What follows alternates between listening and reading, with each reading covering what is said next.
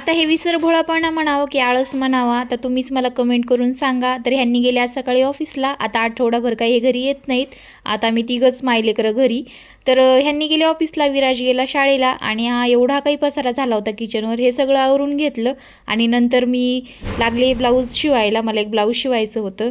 आता एका मिनिटामध्ये आपण दिवसभर काय काय करतो हे नाही दाखवू शकत. मुलांना बघणं, घरातलं आवरणं आणि ह्या सगळ्या चक्करमध्ये ना आज असं झालं. आज नाही, आता हल्ली माझ्यासोबत नेहमीच होऊन जाते. मला ना कपडे धुते मी आणि मला कपडे सुकवायचंच लक्ष राहत नाही. 6 वाजले, 6 वाजून 10 मिनिट जवळपास झाले होते आणि तेव्हा माझ्या लक्षात आलं की अरे आपले कपडेच राहिलेत सुकवायचे. आता हा आळस आहे की विसरभोळेपणा आहे काय माहीत नाही, पण 6 वाजता गेले वर तेव्हा कपडे सुकवायला. आणि आता मी जिथे जाईल तिथे आरव तर असतोच. तर वर गेले, कपडे वगैरे सुकवले आणि असं काही संध्याकाळचं वातावरण असतं आमच्याकडचं. आणि आरवची अशी काही लपाछपी खेळणं चालू होती. ओढणीमध्ये लपत होता आणि मला म्हणत होता शोध मला.